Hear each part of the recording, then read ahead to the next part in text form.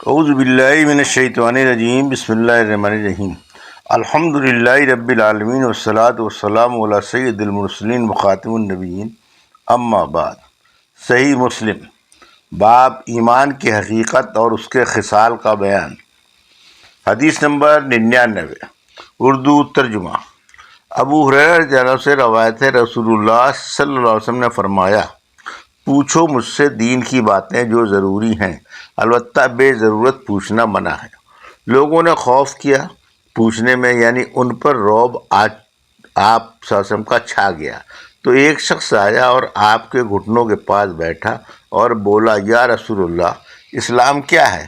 آپ صلی اللہ علیہ وسلم نے فرمایا، اللہ کے ساتھ کسی کو شریک نہ کرے اور نماز قائم کرے اور زکوٰۃ دے اور رمضان کے روزے رکھے۔ وہ بولا، سچ کہا آپ صلی اللہ علیہ وسلم نے۔ پھر آپ نے کہا، یا رسول اللہ صلی اللہ علیہ وسلم، ایمان کیا ہے؟ آپ صلی اللہ علیہ وسلم نے فرمایا، یقین کرے تو اللہ پر اور اس کی کتابوں پر اور اس سے ملنے پر اور اس کے پیغمبروں پر، اور یقین کرے تو جی اٹھنے پر مرنے کے بعد، اور یقین کرے تو پوری تقدیر پر۔ وہ بولا، سچ کہا آپ صلی اللہ علیہ وسلم نے۔ پھر بولا، یا رسول اللہ صلی اللہ علیہ وسلم، احسان کیا ہے؟ آپ صلی اللہ علیہ وسلم نے فرمایا، اللہ سے ڈرے جیسے تو اس کو دیکھ رہا ہے، اگر تو اس کو نہیں دیکھتا تو وہ تجھے دیکھ رہا ہے۔ وہ بولا، سچ کہا آپ صلی اللہ علیہ وسلم نے۔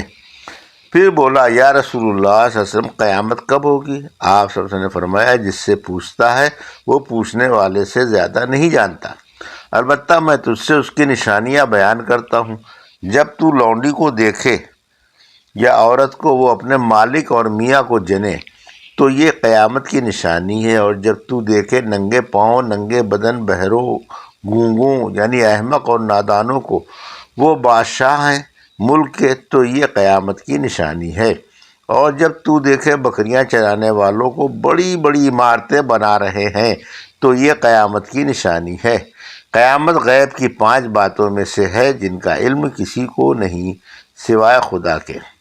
پھر آپ صلی اللہ علیہ وسلم نے یہ آیت پڑھی، ان اللہ عنہ علم الساعہ، آخر تک، یعنی اللہ کے پاس ہے قیامت کا علم، اور برساتا ہے پانی، اور جانتا ہے جو ماں کے پیٹ میں ہے، اور کوئی نہیں جانتا کل کیا کرے گا، اور کوئی نہیں جانتا کہ کس ملک میں مرے گا۔ پھر وہ شخص کھڑا ہوا اور چلا۔ رسول اللہ صلی اللہ علیہ وسلم نے فرمایا، اس کو بلاؤ میرے پاس۔ لوگوں نے ڈھونڈا تو کہیں نہ پایا اس کو۔ رسول اللہ صلی اللہ علیہ وسلم نے فرمایا، یہ جبرائیل علیہ السلام تھے، انہوں نے چاہا تم کو علم ہو جاوے جب تم نے نہ پوچھا، یعنی تم نے سوال نہ کیا، رعب میں آ گئے تو حضرت جبرائیل علیہ السلام آدمی کے بھیس میں آئے اور ضروری باتیں پوچھ کر گئے تاکہ تم کو علم ہو جائے۔ باب نمازوں کا بیان جو اسلام کا ایک رکن ہے۔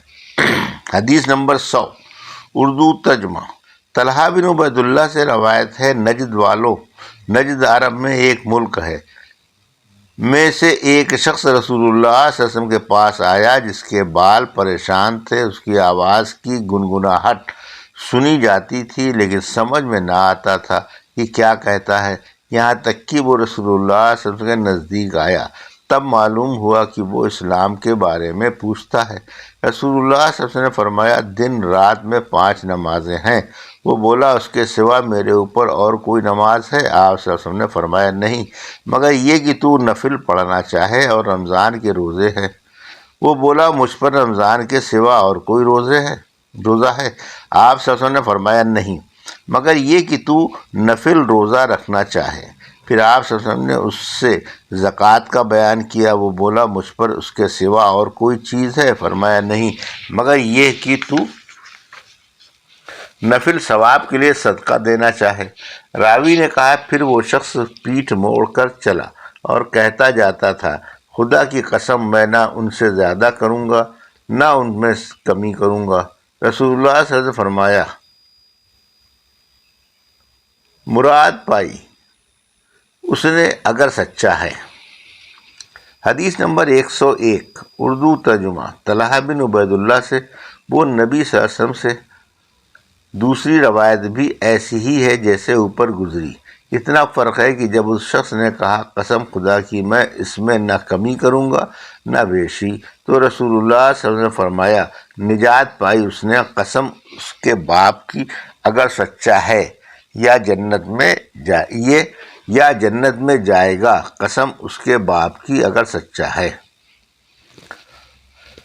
باب اسلام کے ارکان کو پوچھنے کا بیان۔ حدیث نمبر 102 اردو ترجمہ۔ انس بن مالک رضی اللہ عنہ سے روایت ہے ہم کو ممانعت ہوئی تھی رسول اللہ صلی اللہ علیہ وسلم سے کچھ پوچھنے کی، تو ہم کو اچھا معلوم ہوتا کہ جنگل کے رہنے والوں میں سے کوئی شخص آئے مگر سمجھدار ہو، آپ صلی اللہ علیہ وسلم سے پوچھے اور ہم سنیں۔ تو جنگل کے رہنے والوں میں سے ایک شخص آیا اور کہنے لگا اے محمد صلی اللہ علیہ وسلم، آپ کا ایلچی ہمارے پاس آیا اور کہنے لگا آپ صلی اللہ علیہ وسلم کہتے ہیں کہ اللہ نے آپ صلی اللہ علیہ وسلم کو بھیجا ہے۔ آپ صلی اللہ علیہ وسلم نے فرمایا اس ایلچی نے سچ کہا۔ وہ شخص بولا تو آسمان کس نے پیدا کیا؟ آپ صلی اللہ علیہ وسلم نے فرمایا اللہ نے۔ پھر اس نے کہا پہاڑوں کو کس نے کھڑا کیا؟ ان میں جو چیزیں ہیں وہ کس نے پیدا کی؟ آپ صلی اللہ علیہ وسلم نے فرمایا اللہ نے۔ تب اس شخص نے کہا قسم ہے اس کی جس نے آسمان کو پیدا کیا اور زمین بنائی اور پہاڑوں کو کھڑا کیا، کیا اللہ تعالیٰ نے سچ مچ آپ صلی اللہ علیہ وسلم کو بھیجا؟ آپ صلی اللہ علیہ وسلم نے فرمایا ہاں۔ پھر وہ شخص بولا آپ کے ایلچی نے ہم سے کہا کہ ہم پر 5 نمازیں فرض ہیں ہر دن اور رات میں۔ آپ صلی اللہ علیہ وسلم نے فرمایا اس نے سچ کہا۔ وہ شخص بولا قسم ہے اس کی جس نے آپ صلی اللہ علیہ وسلم کو بھیجا، کیا اللہ نے آپ کو ان نمازوں کا حکم کیا ہے؟ آپ صلی اللہ علیہ وسلم نے فرمایا ہاں۔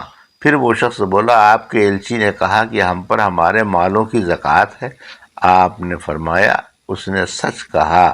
وہ شخص بولا قسم اس کی جس نے آپ کو بھیجا ہے، اللہ نے آپ صلی اللہ علیہ وسلم کو زکوٰۃ کا حکم کیا ہے؟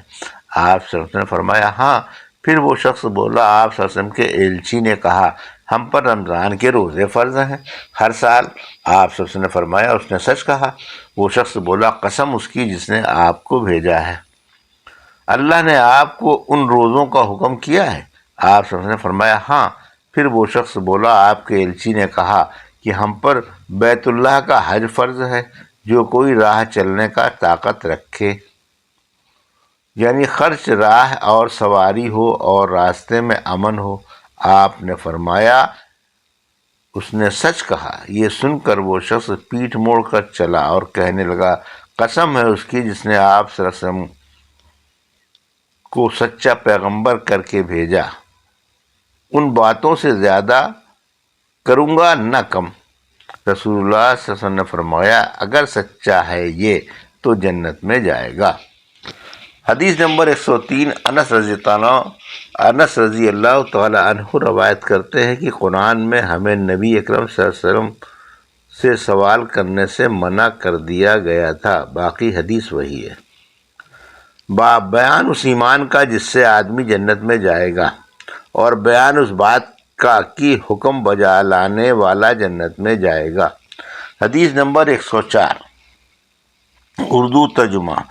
ابی ایوب خالد بن زید انصاری رضی اللہ عنہ سے روایت ہے کہ رسول اللہ صلی اللہ علیہ وسلم سفر میں جا رہے تھے، اتنے میں ایک جنگلی آیا اور آڑے آ کر آپ صلی اللہ علیہ وسلم کی اونٹنی کی رسی یا نکیل پکڑ کر کہا یا رسول اللہ صلی اللہ علیہ وسلم، یا یوں کہا یا محمد، مجھے وہ چیز بتلائیے جو مجھے جنت کے نزدیک اور جہنم سے دور کرے۔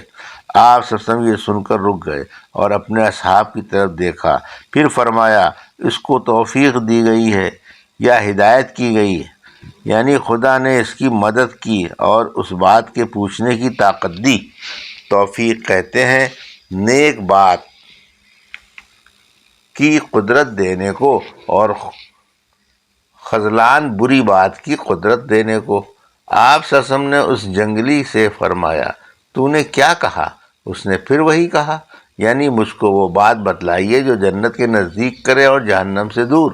تب رسول اللہ صلی اللہ علیہ وسلم نے فرمایا اللہ کو پوجھ اور اس کے ساتھ کسی کو شریک نہ کر، اور ادا کر نماز اور دے زکوٰۃ، اور ناطے کو ملا، یعنی عزیزوں رشتہ داروں کے ساتھ سلوک کر، اگر وہ برائی کریں یا ملاقات ترک کرے تو نیکی کر اور ان سے ملتا رہ۔